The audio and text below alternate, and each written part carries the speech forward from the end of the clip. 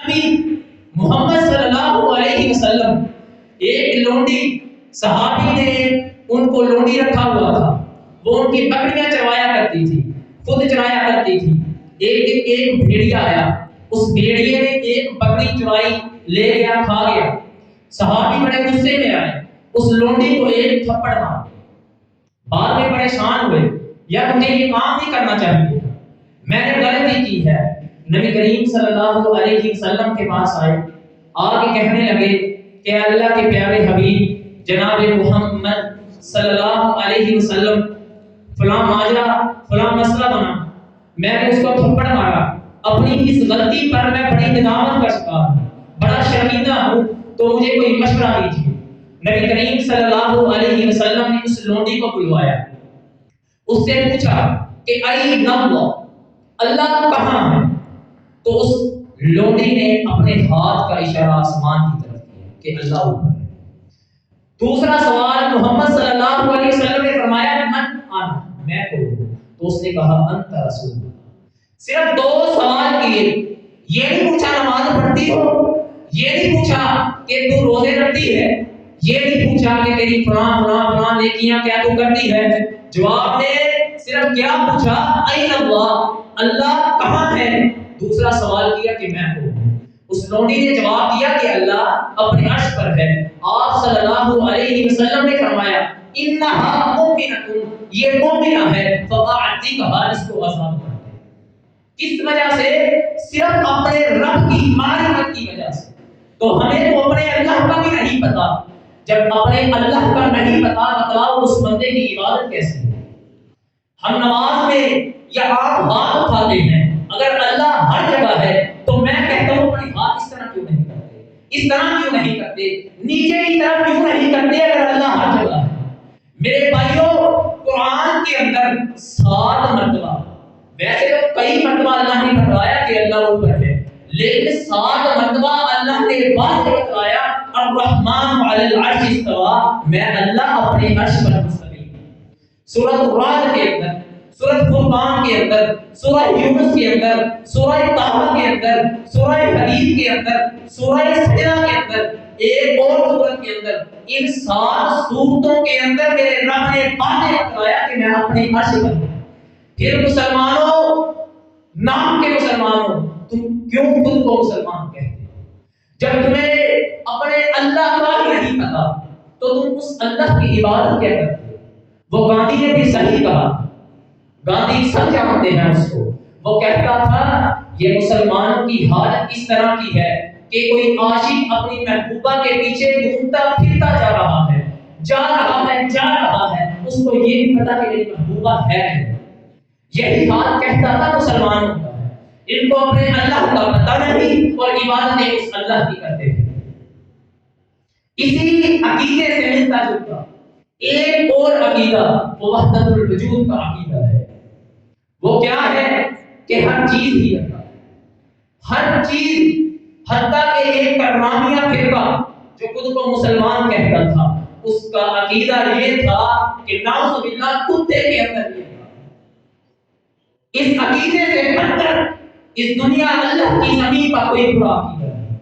میرے رب کا قرآن کہتا ہے تکاد السماوات یتفطرن منہ وتنشق الارض وتخر الجبال حتى ان دعوا للرحمن ولدا۔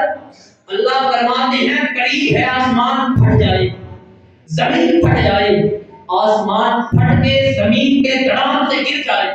کس وجہ سے؟ ان دعوا للرحمن ولدا، یہ یہودی اور عیسائی میرے اللہ کا ایک بیٹا بناتے ہیں۔ ایک بیٹا بنانے کی وجہ سے میرا رب کہتا ہے زمین و آسمان پھٹ جائے۔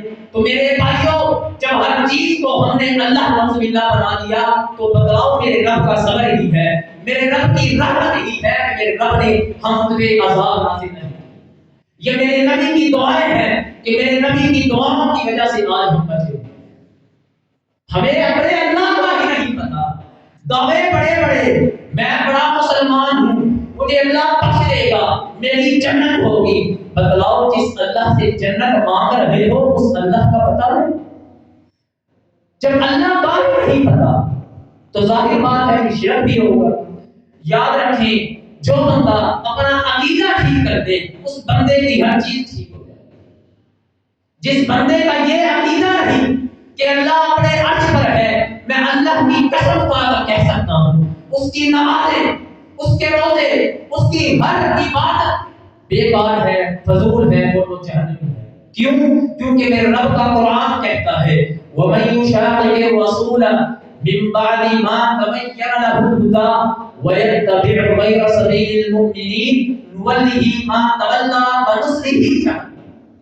اللہ فرماتا ہے جو اللہ اور اس کے رسول کی مخالفت کرے، کیونکہ میرا اللہ تو کہتا ہے میں عرش پر ہوں، میرا نبی کہتا ہے کہ اللہ عرش پر ہے، اور صحابہ کہتے ہیں جو کہ سبیل مومنین ہیں، جن کا رستہ مومنین کا رستہ ہے، وہ کہتے ہیں کہ اللہ اپنے عرش پر ہے. محدثین جن کو اپنے اللہ نے اپنے دین کی حفاظت کے لیے چنا، ایک بھی محدث یہ نہیں کہتا کہ اللہ ہر جگہ ہے. دوسرے لفظوں میں ہر مسلمان مومن یہ کہتا ہے کہ اللہ عرش پر ہے.